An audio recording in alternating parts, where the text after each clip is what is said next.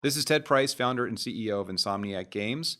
I'm here on behalf of the Academy of Interactive Arts and Sciences, and recently I had the pleasure of talking to Brendan Greene, who's the creative director of PlayerUnknown's Battlegrounds. Brendan shared his thoughts on what it's like to be a creative director on one of the fastest growing franchises in our industry today. He also talked a lot about the transition from working on his own to moving in with a team in Korea who is now behind this incredible game. Brendan is a super nice guy, and for me, it was just a lot of fun sharing thoughts on his strategies for not only developing the game, but playing the game. I think you guys are going to love this. I learned a lot, and I hope you do too.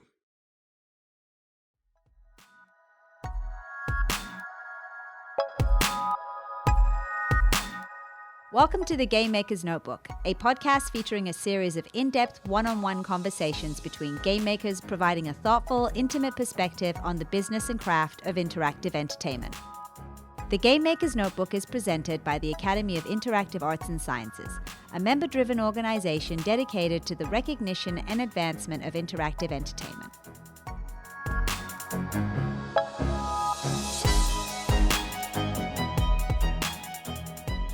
I'm Ted Price. I'm here with Brendan Greene, who is PlayerUnknown, and it is my honor to be talking to you as a fan of your game. As I'm not alone in being a fan of your game.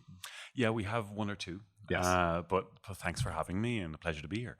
Right on. Well, as a fellow developer, there are a lot of questions that I wanted to ask you about how you have created the game and what you've experienced in what has been, I think, a fairly unique journey. Yeah, I mean, we didn't expect to be on this journey, and it's been an insane 5 months. I mean, it was a pretty hectic year developing the game, but the last 5 months have been intense. I still can't believe it's 5 months. It's 5 months, and you have how many players right now? We still have 1 million CCU peak. We just passed 1 million CCU peak last weekend. And we're maintaining it now through the week as well. So it's an insane number of people. Has it sort of reshaped your own reality when it comes to how you think of the game industry? Not really, because as I said, like I'm not from the industry. You know, I was a photographer and a DJ and a graphic designer for most of my life, and I wasn't in the industry, so I had no conceptions about it. You know, I'd kind of seen like it from the outside as a consumer, but now getting into it and coming here and meeting the actual industry has been fantastic. Well, we're here at D.I.C.E Europe, and I can tell you that after hearing you talk and your interview with Min yesterday, I think a lot of us were sort of rethinking how we approach making games and what it means to be successful. And just hearing your story, I think helped us all sort of reframe maybe what we think about when we're building our next IP. Sure. I mean, we've seen that kind of effect of people not copying us, but doing similar ideas to us. And I think, we've kind of taken the industry by shock and kind of like no one expected this. And I've been talking to some friends in the industry, and they said they didn't think the game was going to be a success, and they were happy to eat their words. And we don't quite know why we've been successful, which we're still trying to figure that out. But well, there's some questions related to that. Yeah. I mean, at Insomniac, a bunch of us play PUBG, and it's a lot of fun for us. But I also find myself, and we discussed this, asking, what is it about survival games that is so compelling? And what do you think it is about DayZ and ARMA and PUBG that have struck a chord with players? Well, for me, the reason I loved DayZ and the DayZ mod and still do is because there are no rules. There's the rules of the world that you have to follow.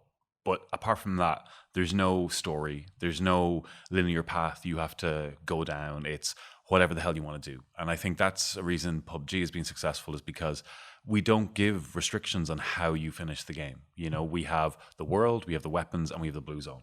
And apart from that, you can run around in your underpants with a frying pan if you want to. And this is like, it's just that freedom that players have, that we're not sort of trying to pigeonhole them into playing a certain way. It's, you can play however you want. And that's what draws me to survival games, is that it's up to you to survive, and there's nothing else but your decisions that affect you. So, you know, that's what drew me, and I think that's what draws a lot of people to it. What do you think about the theme of survival in against in face of overwhelming odds. Is that also something that's Oh, compelling? for sure. I mean, I think everyone, like especially me as a young boy, loved playing army, loved playing that survival type thing. And I think, it's kind of inherent in everyone to kind of, I can be a great survivor. I can be the one that can survive for 3 weeks without dying. And I think everyone has that kind of opportunity or thinking. And in a game like DayZ, you can do that. I've read like stories on the Reddit and stuff like that of like the hermit of one town that like he was survived for like 3 months on the same character, and took pride in it. And this kind of idea that I'm a better survivor than you, I think is kind of inherent in human nature, not just in games. Do you think, though, that there needs to be some sort of inciting incident that's explained to help frame this need to survive or not? I mean, PUBG obviously doesn't have one. Yeah, I mean, I don't think so. I mean, I think for me, like when we were creating the map and the game system, it was like freedom. It was just like we just create a very simple set of rules and let the players do whatever they want. And I think that's what draws me to survival games is that freedom. It's that there are rules there, but there's no rule to tell you where to go and what to do. Well, I think it's fascinating because coming from a more story-driven game perspective, where we build games that are driven by story, sure, that is something we would probably never do or never even think to do, because our assumption is, well, players have to understand what the enemy's motivation is. And in this case, really, there isn't any enemy, and there doesn't need to be a motivation. Yeah. And I think that's I think you're right, that freedom, that ability to make up your own story is one of the super compelling aspects of PUBG for me. Oh, I mean, I've heard it all weekend from people telling me their stories from PUBG and their amazing experience. And you see it online with like highlight reels and all this kind of stuff, where this idea that, every game you play in PUBG is different. And every time you have an experience, like PC Gamer did an article where they were talking about like kind of the map memory, that like you come into a role into a certain part of the map and you're like, oh fuck, I died here, or like I remember something crazy that happened here. And PUBG just gives you that opportunity to have a story to tell your friends, and I think that's one of the reasons people find it so compelling. What about constraints? I mean, PUBG seems to be about very, very non-hidden constraints. Yeah.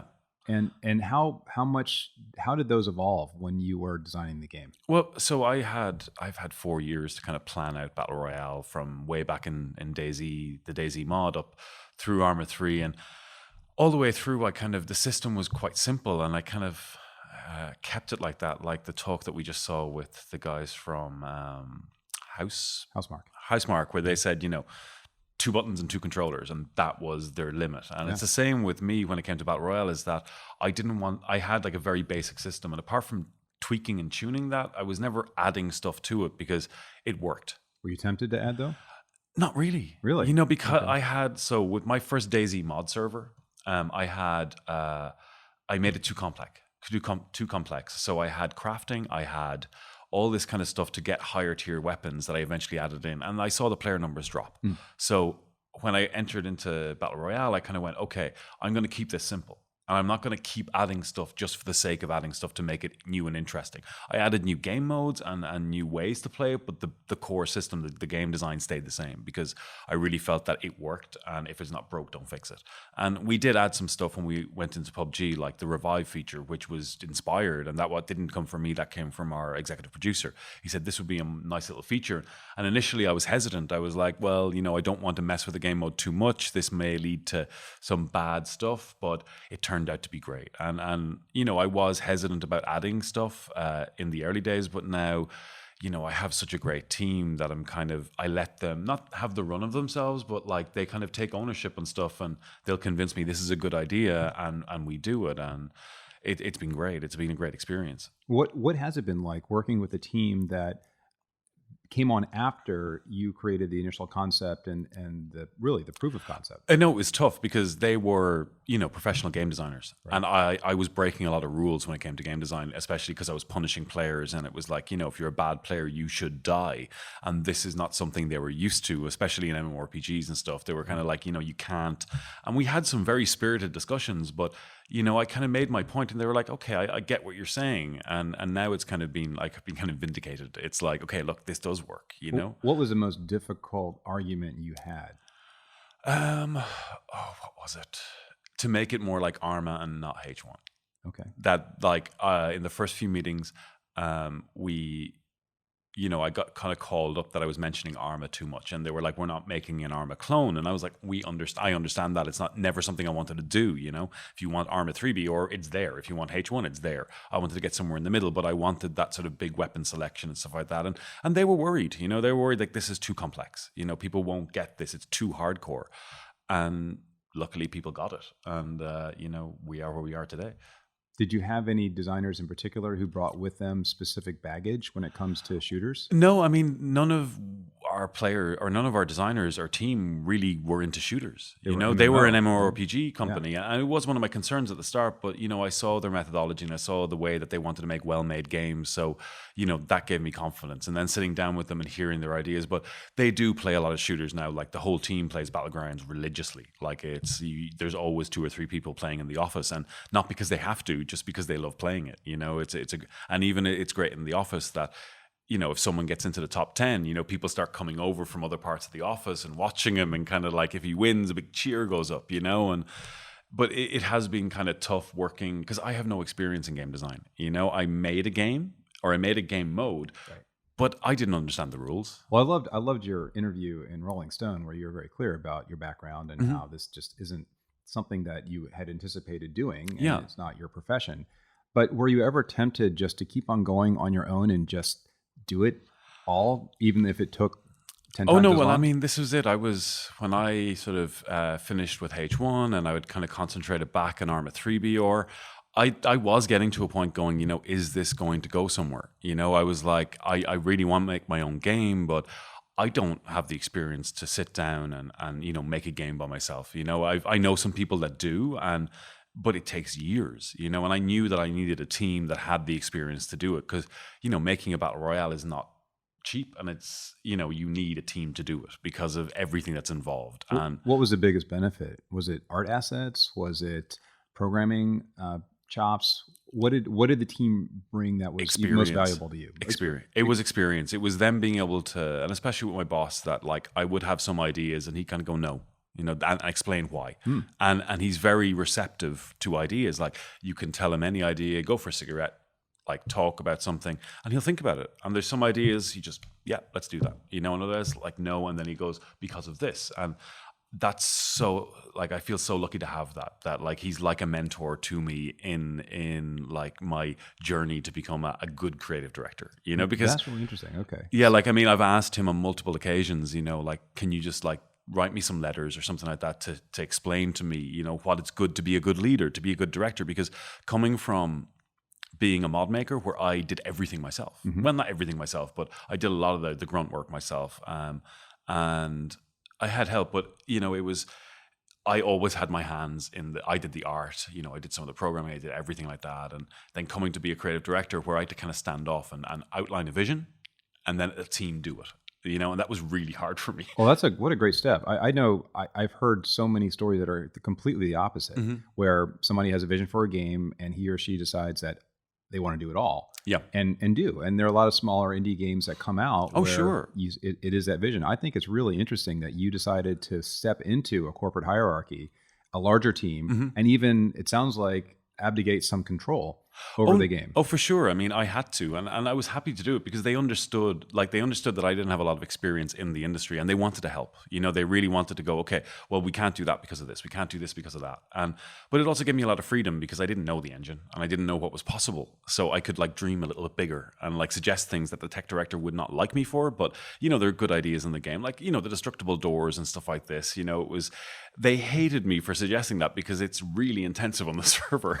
But, like we had problems with the server where we didn't realize that the red zone was basically destroying every door in the red zone. So it was like killing server performance, right? And little things like that. But we've got that all resolved. But, having the team like that are willing to support me, and handing off control was tough, and letting people do their own thing was really tough. But it's led to an amazing game, because I've just trusted them now. There are some things I still need to go back and kind of bring down the creative director hammer and kind of go, we need to fix this. But, overall, I'm happy with the team. Like, they just know what the vision for the game is. As I said, I could leave the team now and the game would get finished the way that I wanted it to, because they're so happy with the vision. It's so funny you say that, because I play it and I think this game's finished. Yeah, I know you're adding more. Oh no, maps, we're going to be as game as a service, permanent beta. We'll go into launch, but we're still not going to be finished. So as we said, we have new maps coming. We still want to get the vaulting system in, which we hope to get out in November, I think. And then I'm trying to think what else we want to put in, like the 3D and 2D replays and this kind of stuff. So there's a few other systems in the game that we've promised to put in, and we want to get them in at full launch. But then that's not going to stop us. There's other stuff that I want to put in and just polish to things like, animations for getting in and out of cars and all this little polish to make the game, as Pixar say, bumping the lamp. Actually, I want to just drill down on that for a second. Mm-hmm. When you say animations for getting in and out of cars, this is a game where you got to be fast, right? Yeah. I mean, every second counts when somebody's nearby. Sure. How do you balance that? You want to make it look good, right? But at the same time, it needs to be responsive. Yeah, I mean, when I say getting in and out of cars, might not be correct. We might not be doing that. But animations for example, switching seats. Yeah. But just these little bits of polish to kind of give that real feel. Yeah. And jumping out of cars, we want like jumping and rolling animations, so you can get out of car at speed, and all these kind of little things that we just want to polish the game off. Yeah, it's a pretty complete game right now, but like the custom games feature still needs to be fleshed out, and all this kind of extra stuff that's not just the game, because we want to give like anyone who buys the game this like complete service and not just a single game mode. Well, so how do you prioritize though? Which of those features you really do want to put the time into? Because I'm sure you hear a lot from players about what they like and what they don't like, and then you have your own vision for where the game's going to go. How do you make that call, and how does the team make that call?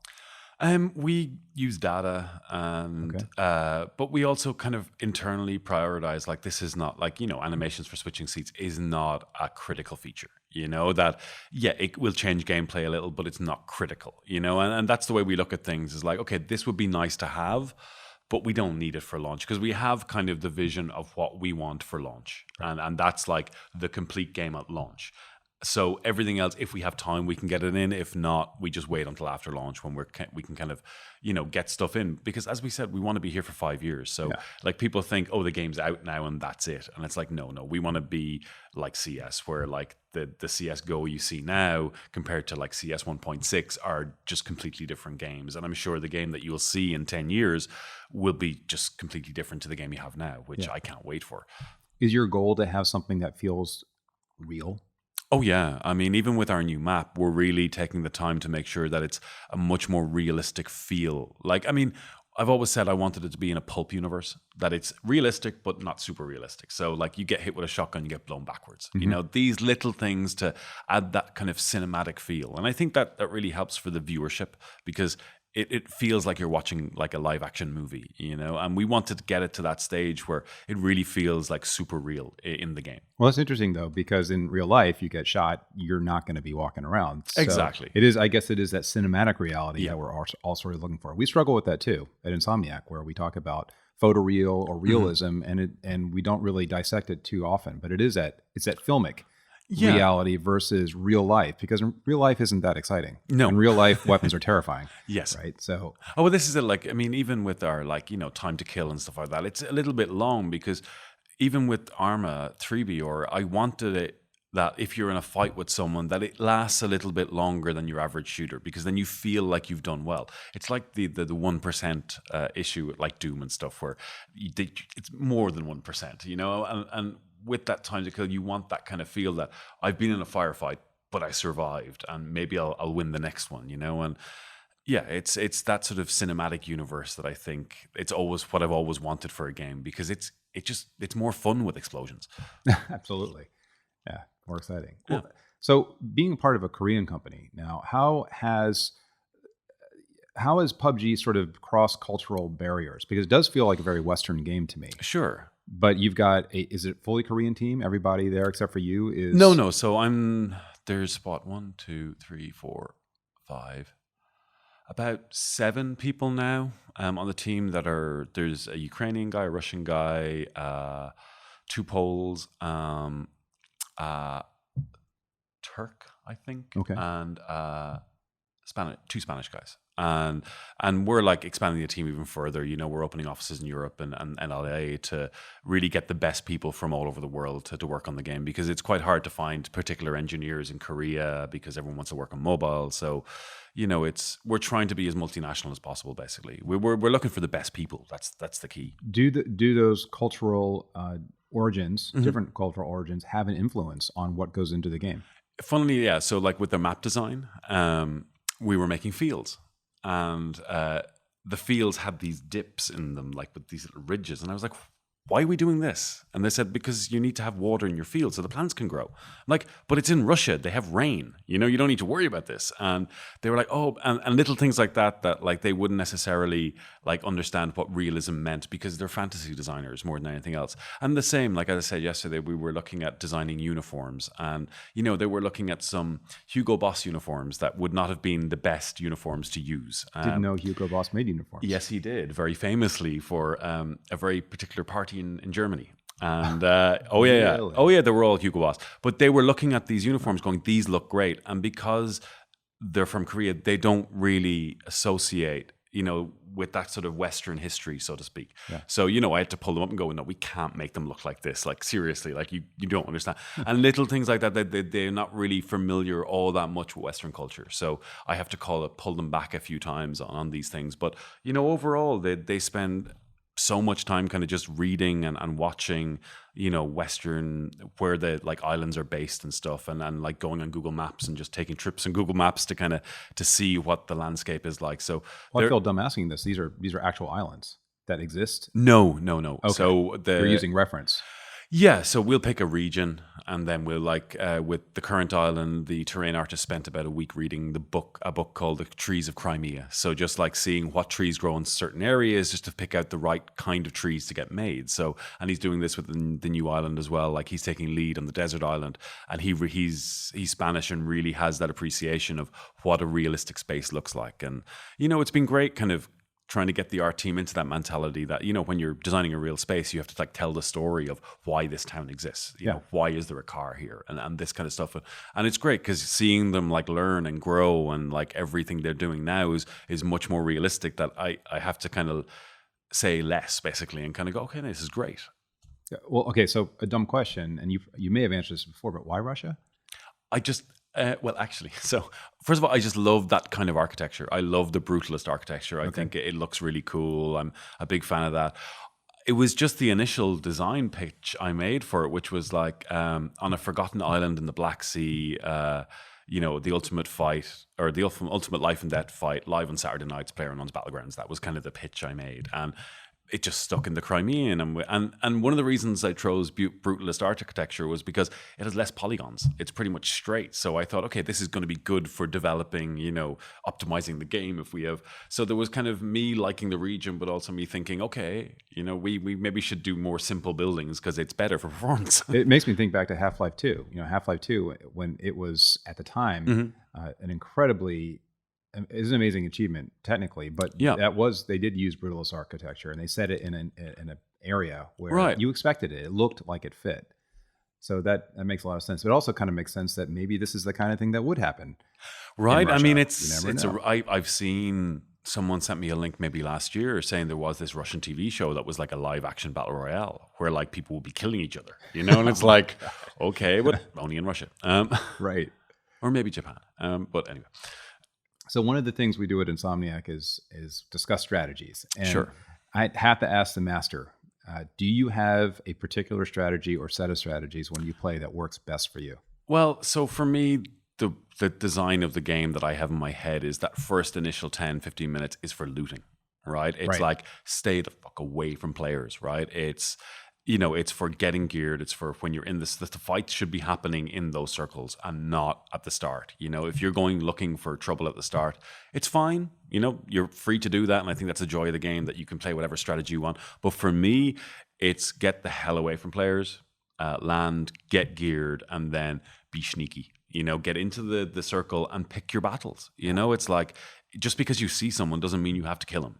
It's like someone else might take a shot and then you've got the position of two people, right? And it's those decisions of, patience. As I said, I compare it to poker because it is patience. It's waiting until you have like an opportunity to kill someone that that you're on top. It's a game of patience and a game of good decisions. But is there a point for you in most of the games, some maybe halfway through, 3/4 of the way through, where you start going into aggressive mode? No, I'm super pacifist. Really? So do you hide? Oh, I hide. Wait until exactly the last possible second to engage? Yeah. It's about surviving, and the smart man hides. If you're going to go into a fight, there's a chance you're going to lose, right? So for me, it's like, and I know it's kind of boring, and people don't like playing that way, but for me, it's not about how many kills you get. It's about if you win or not. Well, that's an interesting point, because I think a lot of players are coming from FPSs where it is about the number of kills. For sure. And I'm sure that explains what you see going on around you during the first 5 minutes. Oh, for sure. I mean, you get a lot of the H1 players that are kind of like, they want it more like H1 where it's super high-powered action and stuff. But for me, that's not what Battle Royale is. It's about having the downtime, because it's a stressful enough game as it is. And, and even in first person, it's even more stressful. But, it's just... Yeah, it's about like having that downtime so you're not always on the edge of your seat. It is kind of a horror game because of the jump scares, but it is meant to be kind of slower at the start, and how you play it's up to you, but I prefer being a pacifist. I have to admit, I'm right there with you. My favorite part is finding a sniper rifle, finding a good perch, and just hunkering down. Yes. And hoping that nobody else is going to come anywhere near. Do you have a favorite weapon? Scar and M24. Okay. Yeah. I love the Scar. Although, since we've added the Groza, I think like the Groza is my favorite assault rifle. The thing just destroys people. It's called Thunder for a reason. Yeah. Well, is it so? Do you place them in according to their power and make them more scarce? Yeah. So the Groza is crate only because it's a 7.62 automatic rifle and it's super accurate.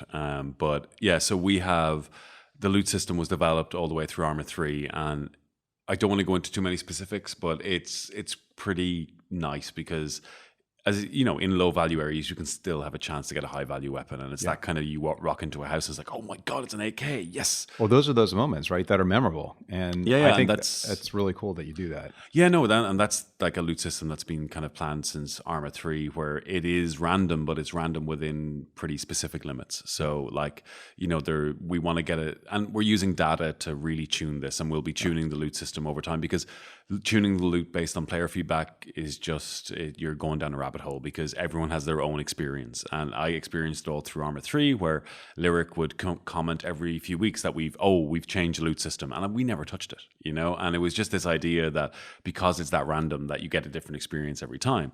So now we're starting to tune it with data, and really having the data science team do lots of lovely graphs and showing us, who uses what weapon and the percentage of stuff, and we'll start tuning it on that. Well, can you break it down a little bit for our listeners, just so we can understand at a high level, what's the first thing that you look at when it comes to making a change about, say, the scarcity of a weapon? I'm going to be honest here, and I'm not really sure. So that's the lead game designer's kind of decisions. Like, I leave that up to him, but what we're looking at generally is like the spread of AK, or the spread of, like, say, assault rifles across the island. We have lovely spreadsheets that tell us roughly where everything is, and it gives us kind of an outlying thing. And then we'll look at how many people are actually using assault rifles within the game, and seeing how many are going unused. And then maybe we need to tweak that a little bit to up the assault rifle level, just so more people are using them. So it's stuff like this, just like looking at the hard data of like what weapons are used, how many weapons are used, how many weapons are unused and just left in places, and seeing if there's any dead areas on the map that people really don't go to. And we added a new town over by the mountain because people just didn't go there because there was nothing there. So little things like that data can kind of go, okay, we can improve by changing this slightly or just changing that slightly. Well, is it true then that, because this may be totally wrong, that if an area looks like it's not just a house or a collection of houses on its own, but it's a prison or a plant, nuclear plant, you're going to get better weapons there? Yeah, so I mean, like the military areas, and there are like, the crate area in George Pole, like there are areas that have a higher chance to spawn high value loot. That's good to know, because I assumed that was the case, but I also thought it might have been just random. No. I mean, there's high value and low value areas, but even in the low value areas, you can still have a chance to get high value stuff. And in the high value areas, you get a chance to get low value stuff, which is sometimes you go to military and you get dick, because that's just the way the system's set up, that you're never guaranteed to get what you want. And that's what I wanted from day one, is like, I don't want you to land on a map and know I can get, I want my AK, I want my M24, and I want this, and you can get it within 5 minutes. Right. It's like, I want you to start to think, because shit, I've only got a pan and a shotgun. What the fuck do I do now? And it's this idea that it's, that's why I created this, was to test you as a tactical thinker rather than just knowing the map and the weapons. Do you also track when people jump out of the plane? Oh yeah, we track everything. So have you seen trends? Or is there a type of player that jumps out immediately and then when it waits till the very, very end? No, I mean, we haven't really done a lot of digging into this, because like the data science team, they have enough on their plate. They're still trying to figure out our sales curves. But yeah, I mean, we will be looking at that more and more. Like we have so much data in the back end now, like that is just stored and logged. And yeah, we're going to be looking at everything just to, like, I mean, we're pretty happy with the plane right now. I mean, but I think most people will jump over Pochinki or school. I think that's the more popular areas, and that's a lot of people just wanting to learn the game, because, if you go to those high populated areas, you'll learn the game quick, right? And you'll learn, okay, this is how I do this. And then as people learn the game, you see them going just further afield and like getting the hell out of that area and going away from everyone else. So, I like that about the game, that there is that sort of inherent skill curve or skill gap. So one more data question. I promise I won't ask any more after this. What is the sort of the breakdown between the aggressive players and those who are like you and me, who kind of hang back and camp or hide? I honestly don't know, because we don't have all that. Well, we have the data, but like IGN did a big infographic on us. And most of the data we had to kind of extrapolate, because we have so much data that it takes literally like a week to pull X amount of data. It's crazy. Like they just can't pull all the data we need right now just because of the way it's stored. They can't. So when it comes to questions, I can't give answers because I really don't know. I mean, if at some point down the road when you guys have gone through it, it would be really fun for fans. I understand. I want heat maps. I've talked to the guys already to get heat maps of like deaths on the island and maybe jump positions and all this kind of stuff, to really, because I love that data. We had it in ARMA 3BR. We had like heat map data showing deaths and weapons and all kinds of stuff. And I love seeing that, and I want to share that with people. So don't worry. Great. Yeah, we will have stats for people. I love stats. And I know people love stats. So, okay, well, here's another sort of noobish question. Given that you play the game a certain way, and in some ways, the game rewards you for hiding, et cetera. Sure. When it comes to scoring, right? What do you actually reward kills on I mean, do you encourage kills through points as much? Okay. Well, no. So we found, like, we have, I think current system is that like you get 20% of your kill points. So like you get like the same kill and win points, but then when the total is calculated, you only get 20% of your kill points. Okay. And it's to encourage that it's not about kills. Yeah. It's about winning, So we made some changes in the invitation, which we need to roll back and do it again, but we don't want to overly reward kills. Like, kills are important, and yes, they're good for ranking up, and we want to reward people who are, aggressive, but at the end of the day, it's about winning, and it's about your placement. Yeah. And that's what the game, to me, should be about. It shouldn't be about how many kills you can get. Makes sense. Because, you just don't want to drive that aggressiveness. You want to let people play however they want. True. I mean, in some ways, if you are driving the aggressiveness, but you have a certain type of player that they'll wipe each other out. Yeah. So it is a benefit potentially for the others. Well, this is it. I mean, I just feel that if we give kills too high a rating, it just encourages aggressive play, and we don't want to encourage any particular type of play. Yeah. Like, kills are still important, but we want to let anyone play whatever way they want, and you're not kind of, as I said, pigeonholing them into a certain way of playing.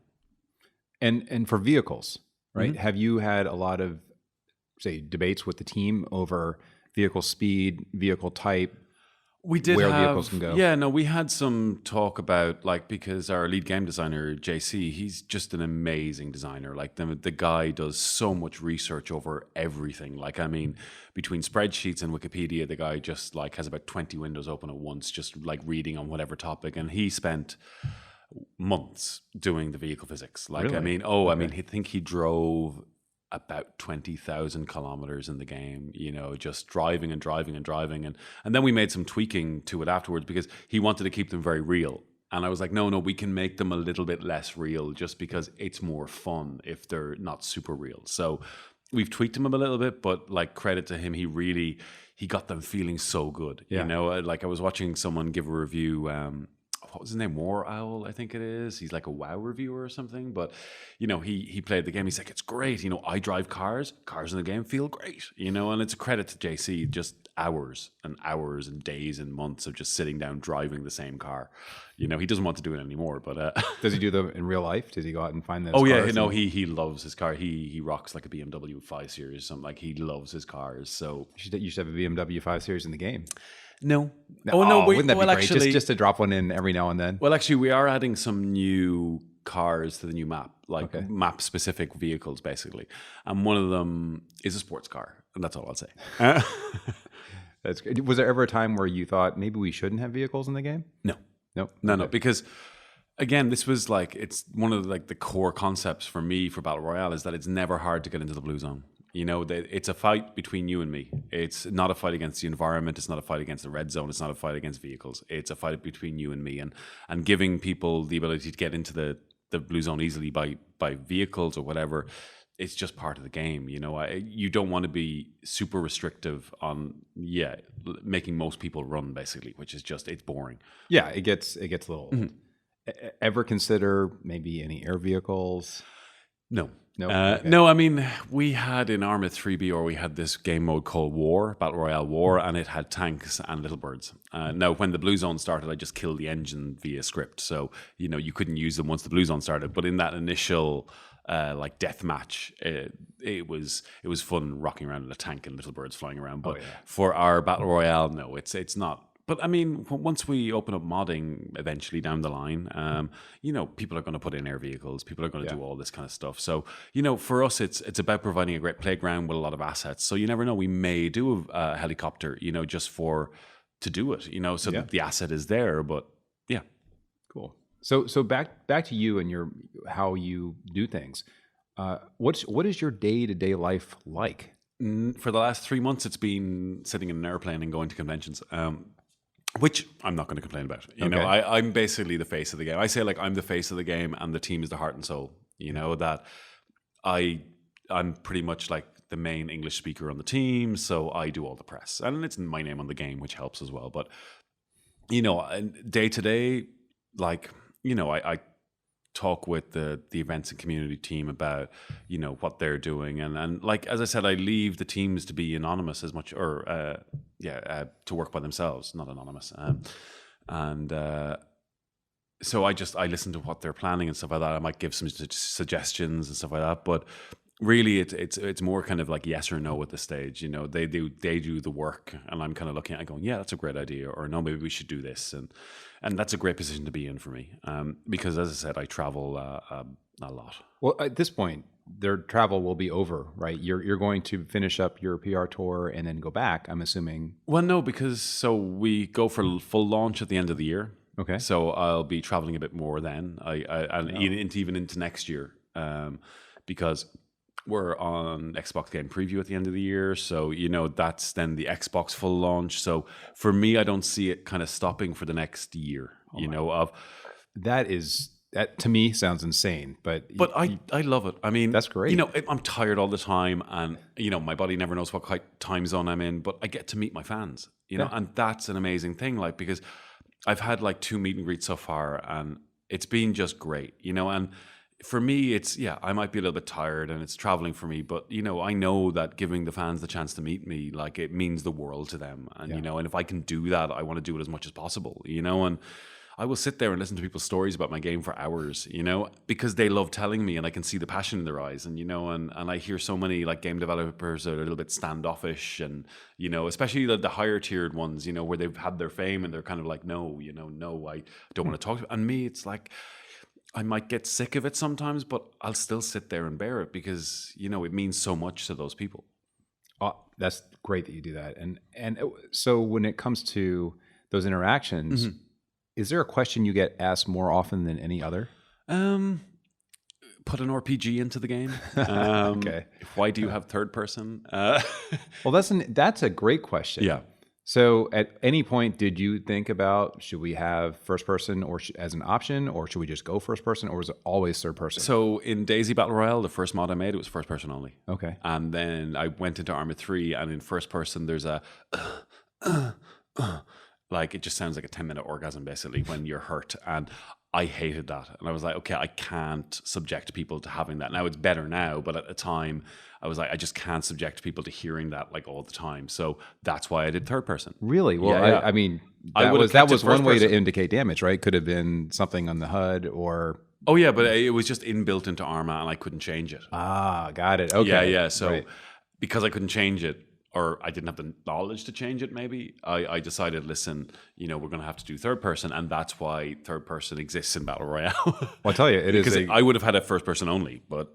Oh, it's so great to be able to see what your character looks like when you're picking up all the equipment. Sure. I mean, we struggle with that in Insomniac. When we were making Resistance, which is a first person game, we assumed that people would know what Nathan Hale looked like, and of course, you don't unless you see him in a cutscene. Sure. And today, when we look at all the other games that are out there, there has been a giant move towards third person. And I mean, I think that comes from cosmetics and stuff like that, where, you want to see what your character is wearing. And also, in a multiplayer shooter, third person, and I'll get shit for this, but it is slightly easier, because you do feel a lot safer because you can look around and you can see what's around you, Realistically, first person is probably safer because if you can't see them, they probably can't see you, but third person, just people feel safer because you can look around corners and stuff like this. And it's funny because I hear it all the time. It's like, third person peeking and stuff like that. It's like, if you're playing third person, you should know about third person peeking. And if you like run up to a corner and get killed from someone peeking, that's your fault. Yeah. It's like, we get it as well. Like, people want the blue zone more opaque so people outside can't shoot in and kill them from behind. It's like, well, you should be checking your six. If you get killed from behind, that's not the game's problem. That's your problem for not being, but people love to complain. well, do people generally complain that the game should be easier? Yes. Really? Oh, I mean, but like stuff like you should remove clothing from the game, like on the ground, right? It should only be weapons and items. And I'm like, no, you need the shit loot so you keep looting, right? Yeah. You need to, and I think that's that was such a great call because you have to make strategic decisions all the time. Do I sit here and pick up this cosmetic shirt, or do I keep on going? And you know what? I pick up the shirt just because I kind of want to see what it looks like. Exactly, right? And people love playing dress up in the game, but for me, it was, I'm sorry. I'm after forgetting the question. Oh, I'm talking. just went off and just brain fart and nothing. No, it's okay. I think one thing I do want to get to, because I know there are a lot of people listening to this and wondering about how they can have the same sort of impact on the industry that you've had. And as sort of a last question, what advice do you have for any aspiring creative directors, given that your journey has really been unique and fantastic to hear about? I mean, I'm in a really unique position, and I really don't feel good giving advice because I've just been really lucky. I've been kind of handed stuff on silver plates, for the last 2 years. Well, you had a vision for a game. Oh, I mean, I worked hard. Like as I said, the first 2 years of Battle Royale was me broke and paying for service from social welfare. And it was that sort of, I had that drive that I knew this could be an esport, I knew, or a big thing. And I was committed to it, and it was blind commitment. Yeah. It was like I was 30 odd and no career and doing this for free. And I wanted to do it because I loved doing it. And it was a game I liked to play. And I had this like belief that this could be something great. And I think that is an absolutely appropriate lesson, because if you have the passion and the vision for something and you don't give up, you will get it made. Well, no, this is it. So this is something I've said like in most of my panels and stuff like that at the end is like, number one, do something you want to play, right? And number two, make sure you fucking love doing it. Because like if it doesn't work out, you're not going to feel bad because you loved doing it, right? And yeah, it might be a bit disappointing at the end if it doesn't get made, but you won't have wasted time because you've loved doing it. And that's what I say is like, whatever you're doing, make sure you love it. You know, because if you don't, it's going to get strenuous and it's going to get, you know, you're going to get angry, you know, the more, if nothing happens, you know. And for me, because I loved doing it, I was always willing to wait because I knew, okay, there's something good here. And I think, you know, I can make this into something good. So yeah, just, you know, it sounds so cheesy. It's like follow your dreams, but it really is like, if you have a dream, just go and get it. You know, it's like, don't wait, you know, don't wait for someone else to help you or, you know, the next great thing to come along is just go and do it. And, you know, I would suggest, you know, Unreal can be slightly daunting, you know, to people, especially new people in the industry that have no idea about programming or level design or anything like this. And I opened Unreal and I was like, what the fuck, you know, and it's like, okay, how do I even start making a game on this? And I'd suggest, you know, look at engines like ARMA and look at like moddable platforms that you can go in and test your idea essentially for free, you know, and it's relatively easy to get a mod set up or even a game mode in ARMA or a mission. And ARMA allows you to do everything, basically. There's no real restrictions. So, you know, if you want to test something, I would suggest do a mod of it first and see where it goes. Like, as I said, ARMA gave us DayZ, it gave us Battlegrounds or the Battle Royale genre and a few other games. And, you know, I'm a great advocate of the platform because, you know, it helped me grow. And I think for somewhere to start, I think modding is a great start because you're not committed to making a full game and you can get a mod rolled out in a few months if you're quick, you know, and I think that's a great way to test your idea. That is fantastic advice. Thank you. Well, Brendan, thank you so much for thanks for having me. Chatting. This has been a lot of fun. Yeah, it's been a pleasure talking to you. All right. And thanks for listening. You got it.